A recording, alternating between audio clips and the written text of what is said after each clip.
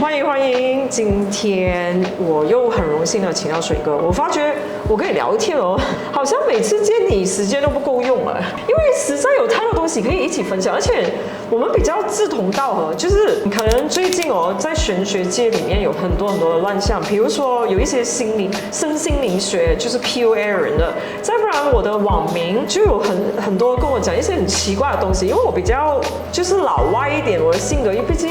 就是什么用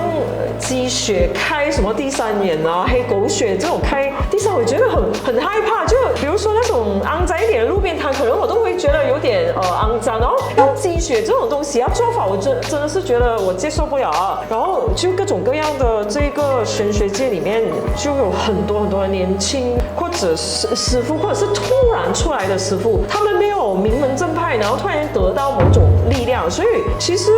五花八门的，我看到自己也很乱。我想要请教一下你，什么是真正的走火入魔？然后怎样分辨这些人，他们突然得到的力量，到底是不是因为他们的机缘到了，还是他们从另外一些道得到的这种能量？就是你可以跟我们分享一下。因为你的经验其实比我多哎，我是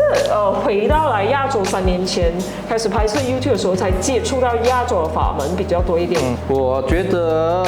在马来西亚现在真的是这种情况是蛮泛滥了，因为门槛太低了，没有认证的。就是说，其实以前你看，就我的那个师傅啊，他是有传承的，他是第几代的传人，然后他有怎样去修法，而且当我们去修这个东西的时候啊，因为第三的世界其实是蛮大的。并不是我们肉眼可以看到的，很多无形的众生都是在这个范畴里面的嘛。你会看到无端端在网络上又冒出来有个师傅，他又教课，因为我是从我的路线是比较难传的。可是according to这些师傅，他们不需要修行，也不需要禅定就可以得到能量啊。如果你靠的是外力，对。鬼有鬼通了嘛，他知道你要什么东西，他可能知道你要，他就给你，然后你拿到了过后啊，你就沾沾自喜，然后你就开课啊，教人家禅修。因为我认识过一些禅师，他们真的是把那个禅修啊看成是很重要的定。我们入定的定是很重要的，并不是说随随便便我开一堂课，然后8个小时，然后你就可以入定。因为可能有些人他做禅做一辈子，他也不能够入定。对，因为他的内心就是太多，就是可能他呼吸内心杂念在一起，某一些人就是定不下来了。因为他的心念，如果是那些很单纯的人，他们可能就很快就可以进入那个禅定。这个可以解释为什么我很快就进入，因为我蛮单纯的。人有时候你很单纯的时候，反正你单纯，你没有想到学任何东西的时候，反正你可以去到那一个，就是没有目的性的。没有目的性的，我只是当时我们学习禅修，是因为我压力很大，我不懂怎样去释放的时候，我就禅定。然后我也没有要求我要得到任何的什么能力，然后就反正进入了那一个状态里面。当我想要去追更多的东西的时候啊，反正我这个东西会失去。这样我有一个敏感的话题，我要问你，这样跳投算是属于借用外力吗？这个是我的立场，不懂就问啊。我的立场啊，我的经验啊，不代表任何人，不是禅定，我没有针对性和攻击性啊。因为当我有一段时间我很迷这个禅修的时候，这种神通力的时候啊，我尝试过有去一些庙看人家去跳童，的确有跳童这回事的。但是有些是没有了，就是他可能是一个演戏，整个流程他已经习惯了，他就演一遍给你。就是他投入自己的意识里面，他在跳童。对啊，因为我现在看到很多那种师傅，就是不学自通，然后就各种出来帮别人解决问题，挥手这样子一下子搞定降头啊，什么各种各样。因为你之前有看过你师傅解的时候。就我们有 SOP 的嘞，对，不能乱解的，不能够随便的去，因为我也想挥个手就搞定了哈，顶，因为还要准备材料，各种各样的杂人啊，然后什么 emergency 你要应对，因为如果你问我，因为我觉得这个它其实是一个暗物质的能量，如果说是解降头还是怎样，它是把这个暗物质的能量转移去另外一个物体上化掉它，可能它用的是一种木头啊，石头啊，矿水晶啊，或者是符咒啊，把那一个暗物质的力量转移去某些材质，然后去化掉，并不能够说随手这样子一挥就能够解决。那如果你随手一挥，至少你要有经文。我觉得因为对你的口诀那些，对，因为经文是连接那一个世界的一种 vibration 啊。如果你连经文也没有的话，你很难说单靠我一个手这样子，然后我就解决了你的问题。如果一个医生和你说我这样子你就没有发烧的话，应该是医生有问题。就有一些是真的是在跳的有，所以是不是算是借助外力呢？啊，算是借助外力的。其实，如果当一个他的高龄，我们所谓的祖师爷，他没有来的话啦，其实这个人他是不能够处理任何问题。这样这个完完全全是外力啊，因为他自己不能够解决个案嘛。哦，但是好像听说，如果跳久了，你就会开始慢慢好像有一个 synchronization 这样子，你跟你的灵就开始双方好像有感应样子，对，所以你可能不但要跳动的时候都能感应到，还是怎样？对，但是那一种人啊不多。为什么？因为要心思很单纯的人才可以去到这种这样的境界，不一定要修很久，但是心一定要很单纯，一颗帮人的心。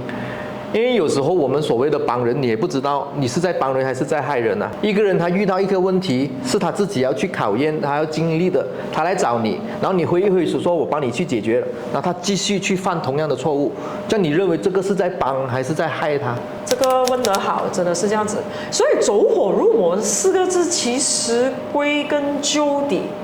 就是讲你的内心吗？如果你问我，因为我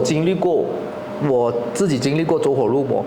当我的心有所求的时候啊，它其实就已经是入魔。我比如说我现在要求这个神通，或者是这个力量更强，是因为我要帮人，这个也算啊。是因为神通其实它是一个你本身具来的一个能力嘛，就好像你没有近视的时候，你是看东西很清，你是不用借助那个眼镜去帮你去看任何的东西的嘛，你本能的。已经与生俱来的，那为什么我还要特别去求一副眼镜来让我看东西更清？所以走火入魔的定义就是当你的心有所求。你有所求的时候，你就很容易走火入魔。因为有些人他说，我学这样东西，我就是为了去帮人啊。那其实是你内心的一个欲望，为什么你要去帮人啊？对啊，又不是天生，像我这种天生就一直在逃避。你为什么要去帮人啊？一块石头在那边，他要淋雨，你非要把它搬进来。我在我认知里面修行啊，就是你有什么人生不好的缺点污点，然后你内心有什么不好的想法，你去修自己罢了。是啊，是不是天生哦？这个 process 是很 consistent 的。你看，你有一段 quiet period， 那一段时间5年里面你没有接触到玄学，但是5年过后你的机缘到了，你又会慢慢开始接触了。这整个 process 是很漫长哦。从你以前什么14岁到现在，应该是有20年了吧？不明白的是，为何这些人他们在短期内就告诉我，他们能够接触到灵，他们能够感知到灵。哇，有一些上了几天课程就讲 OK 了，他们能够接触到灵，我讲好。有时候这些外力啊，因为当你们没有去接触的时候，如果你认真的去看有些门派啊，有些玄学的地方啊，他们师父的确有一定的道行的，因为他们有一个法在那边，所以有时候他们会利用一些外力啊，迷惑自己的学生，然后去上他的课，所以这个真的是要很小心。这个是我亲身经历过。哦，我亲身经历过，我曾经。是不是他让你走火入魔？不是他让我走火，不关他的事。走火入魔啊，一定不是外力让你走火入魔，是你内心一定是你内在自己起了歪的念头，而外力它只是来一个助力，推你一把。因为你贪心嘛，我就放大你的贪心；你好色，我放大你的好色。哦，原来是你的权利，你爱权利，我就放大你爱权利。所以如果你很爱钱，我就在短期以内给你赚很多钱，对，就随便就赚到很多钱。是，所以有时候他们就当我拿到这个东西的时候，我就开始迷，因为外力他们所谓的冤亲债主啊、业力啊，他没有大到可以立刻拿掉你的性命，但是他会影响你。所以你看一个人他在好的磁场，他会发挥好的能量；他在坏的磁场。场啊，它的磁场也会慢慢被吞噬，被黑化。我不懂是那些人的 mind 太 weak， 就是他们的意识太过薄弱，还是怎样？我一直很想了解，可是我没有答案啊。就是我觉得为什么这个人随便这样子讲，你又信的？就像我这种人啊，可能我会好像反抗，或者是我会做很多思想层面的这个流程，但是我就不理解为什么这些人。是不是因为他们久病卧床不起这种，然后就需要一个人，还是怎样？就是他们痛苦太久，需要一个人讲 ，OK， 你就是这么惨。他们其实是要被认同，因为可能他在那个环境里面不被认同，他一直觉得自己有问题，就好像钻牛角尖啊。他们会时常去，因为我有经过这些团体的时候，我会看到他们都有一个共同点，他们就是婚姻不好，家庭不好。或者是经济搞不好，然后就抱团取暖哦。抱团取暖，就是你老公对你老公对你不好是业障的问题，她老公对她不好业障的问题，然后她就去找一个师傅，终于告诉她这样东西哦，你们的婚姻不好是因为你们前一辈子欠了你老公很多东西，她就是要听。抱团取暖就是讲大家都是共同的话题。哦，我明白了，就好像冬天的时候就全部人在外面，然后只有一把火在那边烧着，然后全部包在一起，就包在一起。OK。所以有些师傅他们就抓着这个心理，这个人啊，他要这样的东西，我就给这样的东西，认同他，他们觉得哇，这个师傅了解我，然后他就来了。这个可能只是一些比较入门的师傅，有些师傅他们是比较高级的，他们就会 PUA 你要开始给你知道，你不能离开我这里啊，你这个业障这么重，你离开我这里的时候，你会遇到很多问题啊。然后你遇到的那个邪派师傅，我记得好像你有讲过，是他直接去偷。就他直接不跟你讲任何东西，他直接送东西给你，然后去偷运，应该不是偷运吧？他是转运了，然后不是偷运，他给一个法器我，然后其实那个法器里面是有左手表的，放了 GPS 的临界的 GPS， 我看过。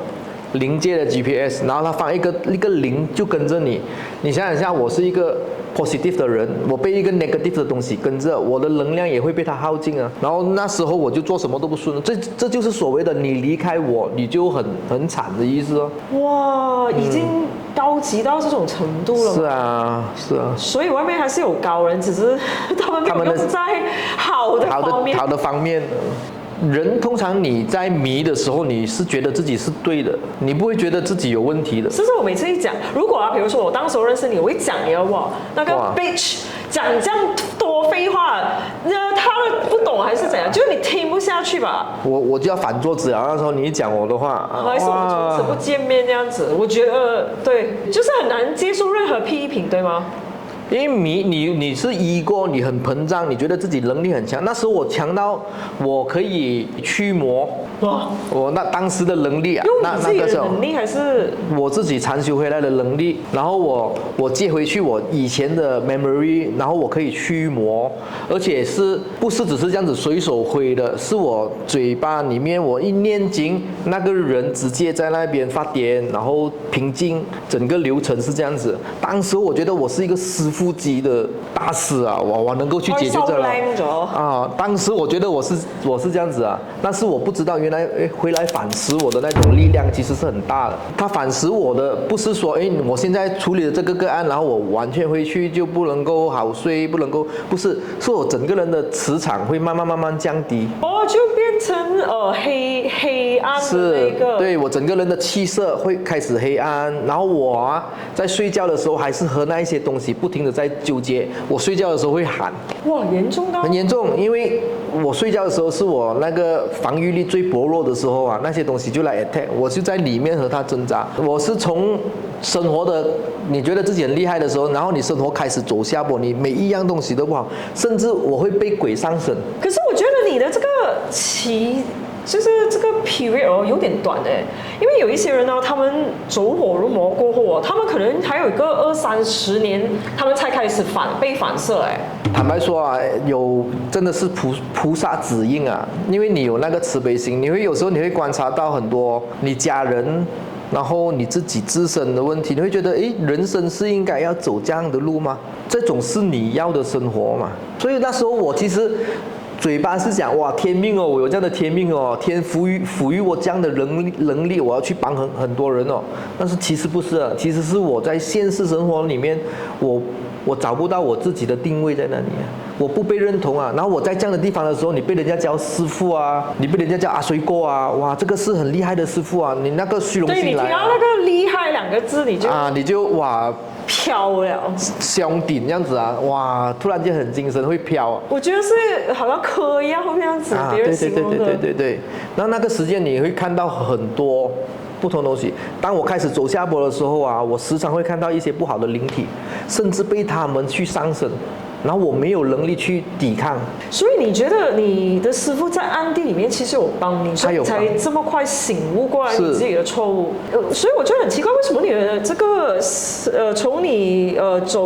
走偏到你醒悟的时候这么短呢？因为很多那种邪教教主，可能人家一下子就是耗了20-30年这么久都没有事情，你明白我的意思吗？因为可能大家追的东西不一样啊，我追的可能是法力 ego， 他们追的可能是金钱啊，因为金钱让人会更加的迷茫啊，会盖过你的眼睛，因为你知道吗？如果在这一种地方，你要念财的话啦，其实很简单的。对啊，你随时你就很大的收入，然后当你有这么豪华的生活、奢侈的生活可以过的时候，你谁要醒来？没有人要醒来。可是他们可以维持个20-30年而且越来越厉害，我就觉得这个是他们厉害的点啊。每个人的运程不一样啊，因为当我去走玄学这个路程过后，我也有去研究一下命理的，然后我会发现，其实很多人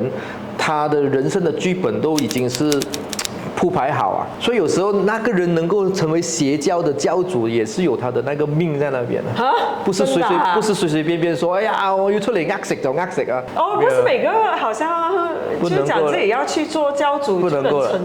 所以命里面你是指他们的八字有这个命吗？对，有这样的命。其实他们做这种邪教的教主和你做一个大贼是一样的。你真的是要有那个狠心，然后也要有那个智慧，你才可以啊。因为稍微你的心软一下，你也做不出这样的东西啊。你在人家很惨的时候来求你，你还要去叫他给几十千、几万块来交那个费用。如果你心里面是软的人，你可以做出这样的东西吗？你做不出的。我做不了，自认做不了。他孩子生病了，然后看医生看不好，你还和他说业障的问题，你要拿3万8给我，然后我帮你做一场超度的，你可以做，就普通人是做不出的。所以就是每个人能够成为这个邪师，他们其实是有那个命数在那边，只是他们还没有真正成为邪师的时候，他们可以选择做好或者是不好的，对吗？其实也不容易的，因为当一个人他的命盘里面有所谓一些邪念的时候啊，因为你性格天生邪念，对，有些人他性格决定他的习惯，习惯决定他的命运啊。就好像一个人他很大方的话，他长久下去，他人缘一定会很好嘛。一个人很小气，他久了过后，他人缘会很差嘛。这样你一个邪师，就说你的贪的那个心啊，你要敢去做的心要很大啊。一个贼啊，他要去打劫一间银行啊，他一开始的时候肯定不是第一单去打劫银行了嘛，他肯定是去小偷偷鸡摸狗的东西，做下壮下胆，然后以后他才会变成一个大贼去打劫银行。邪师也一样啊，朋友之间的一些性欲的东西没有在啊，然后骗，然后过后他敢了，胆壮大了。其实我蛮赞成这一句的，因为就是我的马来师傅也有讲过，就是我一直想不明白为什么就是有一些师兄或者是师姐，他们半途里面学法可能20多年，就半途里面他们变得很敛财啊，然后各种各样的走偏。其实他讲就是他们的原本这个参与就已经在那边，只不过他得到这个力量的时候，他就开始夸他。然后另外那个灵他也知道他要什么，他就给他。然后他讲的类似的话，就是他的命数里面可能现在在走着大运好运，然后他就可以last for 10年20年那样子。可是当他就是一下子下的时候，就直接掉谷底了，是这样吗？是，而且你看啊，那个金钱啊，它其实是一个养分，你的种子，你必须要有养分，你要有土壤，要有水，所以光合作用。那个欲望，然后对你的欲望，然后再加你的色，或是法力这些。你的法力来的时候，可能它就是水，然后当金钱一来的时候，它就光合作用一来的时候，你这个种子它就开始长大，你已经控制不了它。所以有时候他们走到一半的时候，他回不来，就是一步错步步错。是，所以为什么在佛教里面他们说三护念？因为很多时候那个业力产生，就是在我们的一个念头啊，当你没有察觉你有一个坏的念头产生了过后，那个念头啊就种在你的心里面啊，他不懂在哪一天它会发芽。你这样子讲哦 ，make sense 啊，因为我记得我给一个算命算，就是讲哦，其实这个Alicia肯定是什么长得像鬼啦，然后各种各样的批评，就讲既然法力这样大，这样他姻缘的这么烂了，真的是搞笑。其实我想讲哦，像我们这种学法的人，我是个马来务医务实这些学法，就是我们要下一个，比如说法、情、将这些，它就很容易啊，你懂那个 process 是要怎样做？你从小的这个男朋友离开我，今天 OK 我要回他，我就下他从什么简单，然后中等，然后最强，再不然就一次过下最强。但是这个有一个危险度，就是他可能会变疯子，所以你可能就是要用1个月。这个可是在我的人生里面哦，我学了这么多，我从来没有想，就是曾经这个邪念出现在我讲我真的是离不开它，然后我要下它法。重点是我知道像你讲的这个念头的种子一下种下来哦，你一步错步步错了，它不是一天，可能今天就是我下法，它回来了，回心转意了。然后过后我就想控制他更多哦，他要对我死心，他每个月要对我怎样怎样给钱我还是怎样。然后呢就是这个欲望慢慢的扩大了。现在他妈妈对我不好 ，OK 我再下他妈妈法，他爸爸我看他不顺眼也下他整家人的法。然后到最后的时候，我的同事、我的身边的朋友，甚至乎我的客人，我都会想要控制这个事情。所以我讲过，其实那酸我的人不是因为我姻缘好找不到男朋友，是因为我不愿做这种就是这样邪的东西，就我们所谓的走火入魔。因为有一句话讲啊，我们不怕念头起来啊，但是我们却怕那个觉知很迟才到。就说你不知道你自己有过这样的想法，所以遇到什么问题的时候，我不会向外面去看是谁导致到我今天这样子，一定是我的念头里面出现问题，我才会有今天这个局面。哇，我非常赞成，就是好像我自己本身也是有就是观察。其实我觉得我非常自豪，就是我学到这么多东西，我没有去泛滥的去用这个东西，反而我觉得我很自豪的点就是我的自律能力，我的察觉。比如说，可能我一直想那个男的回心转意，但是我在争黑白两道挣扎的时候，就是没有做出这个第一步，所以现在还算是一个比较正常的人，或者是比较正能量的人，但是我知道这个欲望的力量太强了，所以我也没有什么特别的一些方法，但是因为有机会来到这个节目，我觉得可以分享一下你如何去辨别正邪神棍和没有神棍邪是跟正派师傅吧，应该是。如果是神棍跟邪是已经混合一体了。对，邪师他通常是给你Panadol。立刻见效的东西，然后他是不给你去挑战他的，你不能够问多的。你在问他东西的时候，他就以他的权威来压你。就是说比如你中癌症，然后暂时你觉得我胃没有痛了我怎么会这样子？你不要问这个，就是你的他会用你的业力，你应该要受的东西，所以你不能够挑战他的权威，他不给你问任何的东西的。那如果是正常的师傅的话，他会叫你内观。但是神棍是他可能没有法力，他有言语的魅力。但是普通人怎样分呢？你要相信你所遇到的问题，它一定不是外在的原因导致你发生的，你必须要自己去审视这个问题发生是如何形成的。如果你一开始的时候觉得是外灵来干扰你，然后外面第三者来干扰你，因为你要知道啊，好像佛陀的这种修行人啊，他的能力这么大，他遇到的外灵会比你们更多更大，但是他如何去解决，他就如如不动，他就你来我就是看罢了咯。当我的心很定，我的念力很定的时候，没有东西可以入侵我。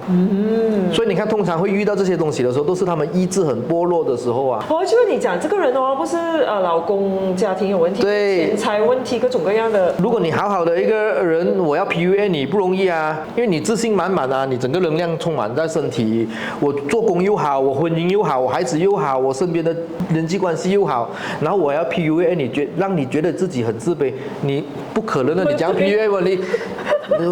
你来 PUA 我，你有病没有哦？我现在我的收入每个月我几万块，然后我孩子又这么听话，我身体又这么健康，然后我整个精神状态很好，你是 PUA 不到我的。所以有时候当你去看一个人会被骗，他应该是自己骗了自己先，你自己也觉得这个东西没问题啊，的确是这样子发生，人家才会进入你的世界，你自己把门打开。正派的师父他会引导你，他通常是会引导你，他不会阻止你去跌倒，但是他会在旁边看你跌倒，然后再引导你跌倒了如何站起来。就好像你婚姻不好，他会告诉你婚姻不好是因为什么原因，你有去审视过吗？是因为你要求的太多，在意的太多，还是攀比的太多，所以导致到你们的关系有问题？他会引导你去思考这个问题，他不会一来的时候说，哎呀，你老公外面应该有小三，这一句话一讲出来的话啦，我和你讲十之八九了，这个是邪师来的。因为正规的师傅，即使他看到他也不会讲，因为讲了也帮不到你，他只会让你的那个仇恨会更深。你以为他真的是要知道她老公有没有小三吗？在自然界里面的君子啊，他是在俗世里面的小人，就是说他真正得到的人啊，他在这个世界上做的东西啊，是很不正规的。你会觉得很深的，很深的，就是说你看好像佛陀啊、老子这一类人啊，他的行为你会看到他怪怪的，又不做工啊，整天在那边禅修啊，所以他的行为是这个世界上不能够容忍的。如果这个世界上啊，他们所谓的好人的时候啊，他在修行的那个层面啊，他应该是很低的，他才能够在这个俗世上成为一个君子。因为老子是不提倡君子，佛陀也不提倡圣人的。他只是给了你一套哲学，就是说你去解决烦恼的一个学问罢了，是人去崇拜他。所以我去庙我也可以不拜的，因为我觉得我和他心灵相通，我知道你要告诉我什么东西，他要我尊重他是他的那一套学问，他也不期望我去跪拜他。但你看有些师父他要你去尊重他的，因为尊重是发自内心的，不是要求回来的。这个就我自己有亲身经历啊，然后不跪的时候，人家就吐槽我不尊重人哦，什么眼睛长在头壳顶啊，各种各样。因为我可以讲啊，就是耶稣也没有要我跪拜他，没有啊，佛陀也没有。讲真的啊，就是耶稣这么大的一个所谓的神的儿子，他从来没有要求过我要跪拜他。这是有时候很多一些传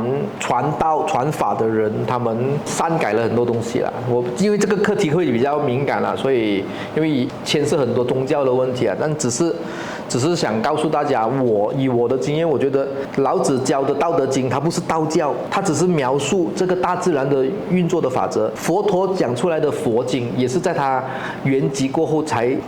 写出来的，从阿难那边写出来的一些佛经，它只是带出来一些人去面对烦恼的一些方法。这些网络发达的时代，就是你很容易就接触到什么大师可以帮你打动你的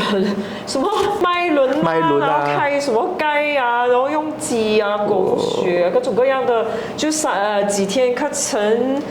一个星期就搞定嘛，然后跟我可以有同样的通灵，我可以老实讲啊，我自己看了这么多过后啊，一般这么短时间里面得到的，就算我天生哦，我也有一段时间需要训练我的通灵的这个准确度的，就不是如果你一开始几天、一个星期、一个月哦，那种这么短啊，肯定是借助外力的。外灵的入侵，因为它能够侵入你的意识，就好像它 hack 进去你的脑里面，给你看一张照片。所以你看佛陀他有说过，你不能够看到他的真身的，他也不会显现给你看的，在佛经里面。所以他这个佛像是我们就是意识里面要看到的吗？是你先入为主，你觉得，因为他都不在了吗？佛陀早就在2500年前圆寂了，他的尸体也没有了，什么没有了？为什么你会看到他？然后你禅修的时候会看到他，是你内在有所求啊。达摩祖师也是有说过，你所看到的都是假的，假象来的。